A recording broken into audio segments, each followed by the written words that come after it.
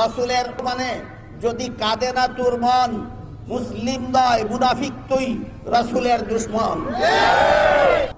নাহমাদুহু ওয়া নুসাল্লি আলা রাসূলিহিল কারীম।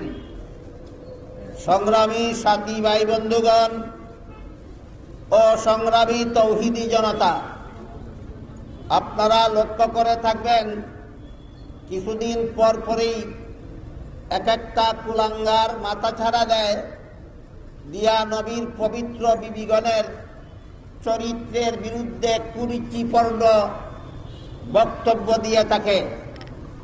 আমরা মনে করি এইগুলি কোনো বিচ্ছিন্ন ঘটনা নয়, এইগুলি একটা দেশে অরাজকতা সৃষ্টি করার একটা সুগভীর চক্রান্তের অংশবিশেষ।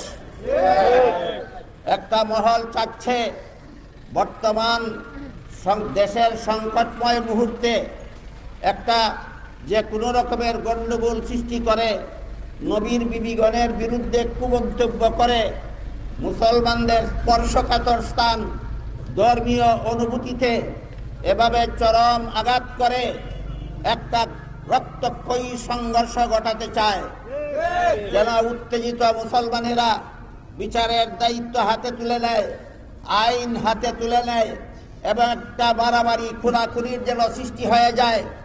এর মাধ্যমে কুচক্রী মহলটা দেশে অরাজকতা সৃষ্টি করে গুলা পানিতে মাছ শিকারের চক্রান্তে লিপ্ত।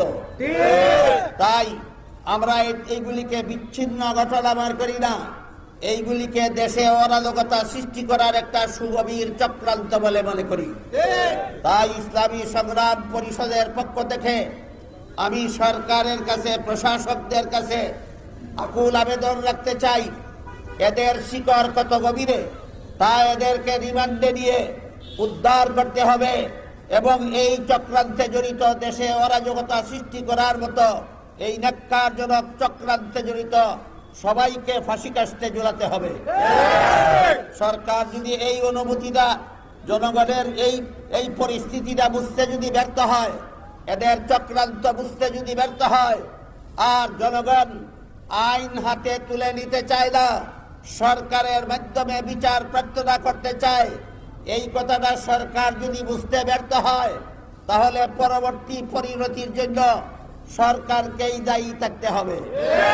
তাই এমন পরিস্থিতি তৈরি হওয়ার আগেই আমি ইসলামী সংগ্রাম পরিষদ সহ সর্বস্তরের তৌহিদি জনতার পক্ষ থেকে সরকারের কাছে আবেদন জানাই, এ ব্যাপারে তড়িৎ গতিতে হস্তক্ষেপ করা হোক, যেন কোনো কুচক্রী মহল সমাজে দেশে খুনাখুনি মারামারি অরাজকতার সৃষ্টি করতে না পারে, আর এমন স্পর্শকাতর স্থানে হামলা করে আঘাত করে কুরুচিপূর্ণ বক্তব্য দিয়ে যেন দেশে সমাজে দাঙ্গা সৃষ্টি করতে না পারে।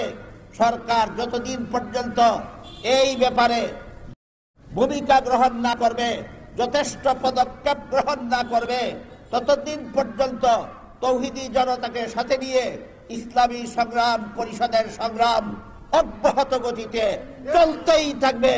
সংগ্রাম ছাড়া আর কোন নিষ্পত্তির পথ আমাদের সামনে থাকবে না। আল্লাহ সরকারকেও সুমতি দান করুন, আমাদের সবাইকে ধৈর্য ধারণ করার তৌফিক দান করুন।